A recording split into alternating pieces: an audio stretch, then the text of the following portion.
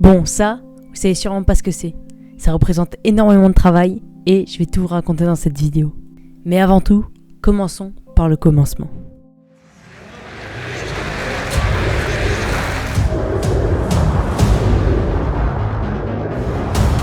On ne sait pas qui va gagner. Tout ce qu'on sait, c'est qu'on va s'amuser, qu'on va kiffer et que ça va être une course de dingue. Les amis, je vais vous proposer de faire un maximum de bruit avant le premier tour de chauffe. Oui, j'ai vraiment pas de vie. Yo les gars, aujourd'hui toute nouvelle vidéo. Bon, vous voyez quand même l'effort fourni pour faire l'intro. Hein. Imaginez, j'ai mis 30 minutes à la faire. Imaginez. Bref, aujourd'hui je vais vous parler du GP Explorer 2. Bon, le GP1 était une masterclass, mais le 2... Petit sondage, dites-moi en commentaire si vous allez au GP ou pas. En tout, il y aura 12 écuries au lieu de 10 l'année dernière. C'est bien, il y en a 2 de plus que l'année dernière. Bon, voilà les participants qui étaient déjà l'année dernière. Donc il y a quand même du beau monde, on va pas se cacher. Et voilà les nouveaux. Dites-moi les youtubeurs que vous aimeriez voir durant le GP. Perso, moi c'est Charlie Roblox.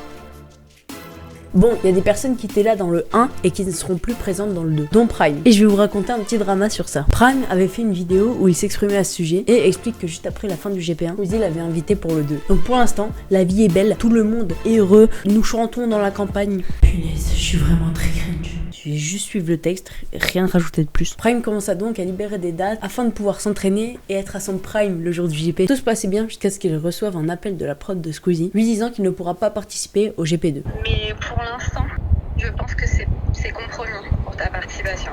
Ils ont dit pourquoi? C'est pas clair comme de l'eau de roche. Je pense que c'est principalement un problème avec...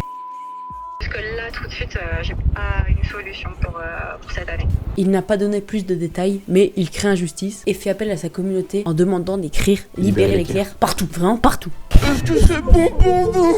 Oh la vache. Quand on lui a proposé de faire le GP1, il n'avait pas encore son permis. Bon, après il a quand même fait des t-shirts avec écrit dessus « Libérer l'éclair ». Mais je vais pas le traiter de forceur car bon, je force aussi un peu. Et je vais vous expliquer. Comme vous le savez sûrement, beaucoup de gens attendaient l'ouverture de la billetterie afin de pouvoir s'acheter les places pour le GP Explorer. Dont moi. Squeezie avait fait un live où il dévoilait les différentes écuries et annonçait l'ouverture de la billetterie. Bon, j'attendais depuis longtemps l'ouverture et j'étais parmi les premiers à cliquer sur le lien. Là, j'arrive sur une page où je dois me connecter à mon compte, etc. Je vois écrit GP Explorer nulle part.